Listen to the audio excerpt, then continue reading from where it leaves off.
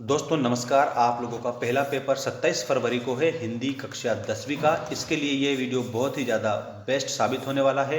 आप सभी को क्वेश्चन एक भी नहीं छोड़ना है। एमपी बोर्ड कक्षा 10वीं। आइए स्टार्ट करते हैं पहले क्वेश्चन से बिना देर किए, क्योंकि आप लोगों को मैं ज़्यादा से ज़्यादा क्वेश्चन बताऊंगा। याद रखना आप सभी स्टूडेंट्स।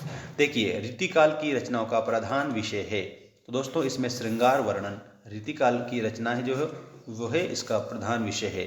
श्रृंगार रस के दो भेद होते हैं, आप लोगों को याद रखना है। एक तो है आपका संयोग और एक है दोस्तों वियोग। ठीक है। और श्रृंगार काल किसे कहा जाता है, तो आपको रीतिकाल बताना है। रीतिकाल को श्रृंगार काल कहा जाता है। इसके बाद में जकरी शब्द का अर्थ है, तो जकरी का शब्द जो है उसका अर्थ होता है रटना।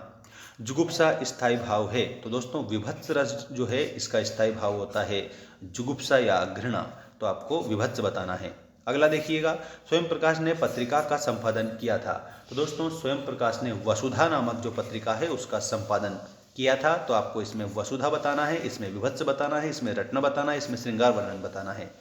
अगला देखो, जिस समास में प्रथम पद विशेषण और दूसरा पद विशेष्य होता है उसे कौन सा समास कहते हैं, तो विशेषण विशेष्य में कर्मधारय समास आप आंसर बता देंगे।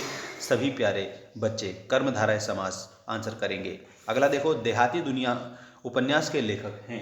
तो दोस्तों देहाती जो दुनिया है उस उपन्यास के लेखक शिव पूजन सहाय है, मतलब ऑप्शन नंबर फर्स्ट ही हमारा इसमें करेक्ट उत्तर हो जाएगा। ऑप्शन नंबर फर्स्ट, देहाती दुनिया शिव पूजन सहाय। इसके बाद में दोस्तों यहाँ पर प्यारे बच्चों आपका रिक्त स्थान आ चुका है। ये जितने भी रिक्त स्थान मैं बताऊँ सारे आप लोगों को याद करके जाना रहेगा आपकी एग्जाम के लिए। देखिएगा आप सभी, उत्साह एक गीत है, तो प्यारे साथियों उत्साह जो है ये एक आह्वान गीत है। अगला देखिएगा, वीर भयानक और रौद्र रस में कौन सा गुण पाया जाता है, तो दोस्तों इसमें आप लोगों को ओज गुण बताना है। नेक्स्ट है आप लोगों का, नायक के जीवन की किसी एक घटना का पूर्णता के साथ चित्रण होता है।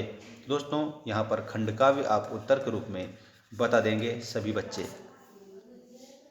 नेक्स्ट देखिए, बाल गोविंद भगत के गीतों में का भाव व्यक्त हुआ है, तो दोस्तों इसमें प्रभु मिलन का भाव आप आंसर बता देंगे सभी बच्चे। नेक्स्ट है, विद्यालय में संधि है, तो विद्या प्लस आलय विद्यालय, इसमें दीर्घ स्वर संधि है।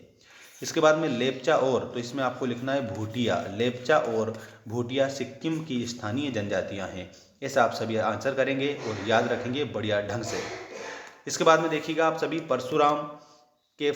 परशुराम फरसे को देखकर भयभीत हो गए। दोस्तों ये जो है आप लोगों का असत्य होगा, क्योंकि परशुराम के फरसे को देखकर लोग भयभीत हुए थे, ना कि लोग जो परशुराम हैं वो खुद फरसे को देखकर भयभीत। ठीक, ये गलत है। दोहा एक वर्णिक छंद है, नहीं, दोहा जो है ये मात्रिक छंद होता है।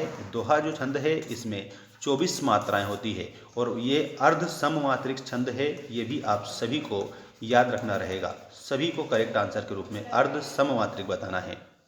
जीवनी गद्य की प्रमुख विधा है, इसमें आप लोगों को क्या बताना है, इसमें आपको असत्य बताना रहेगा। इसके बाद में लखनऊ को नवाबों का शहर कहा जाता है, ये बात बिल्कुल सत्य के रूप में आप करेंगे।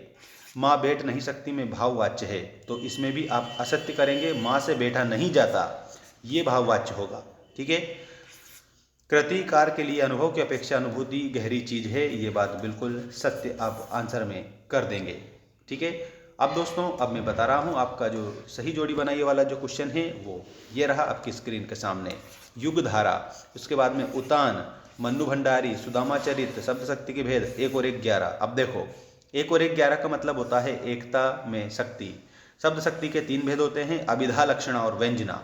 सुदामा चरित खंड काव्य है। मन्नू भंडारी की जो माँ है वो सहनशील थी। और इसके बाद में उतान जो है इसका मतलब पीठ के बल बैठना, ठीक है, लेटना।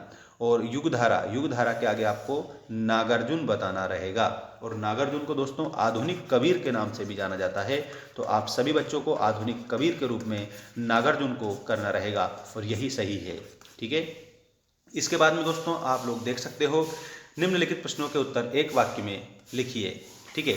जयशंकर प्रसाद की आत्मकथ्य कविता किस पत्रिका में प्रकाशित हुई थी, तो दोस्तों जयशंकर प्रसाद की जो आत्मकथ्य नामक पत्रिका है ये हंस पत्रिका में प्रकाशित हुई थी। ठीक है, हंस नामक पत्रिका में प्रकाशित हुई थी। ठीक है। घेर घेर घोर गगन पंक्ति में प्रयुक्त अलंकार का नाम बताइए, तो दोस्तों इसमें पुनरुक्ति प्रकाश अलंकार आप आंसर कर देंगे सभी बच्चे। ठीक है। शास्त्रों में काशी किस नाम से प्रतिष्ठित है, तो दोस्तों इसमें आनंद कानन आप आंसर करेंगे। ठीक है। और जैसा मैं बता रहा हूँ वैसा पूरा कंप्लीट याद रखना। एक से अधिक अर्थ देने वाले शब्द क्या कहलाते हैं? तो दोस्तों उनको अनेकार्थी शब्द कहा जाता है। ठीक है, अनेकार्थी शब्द। जितेंद्र नारगे ने खेदुम में किसका निवास बताया है?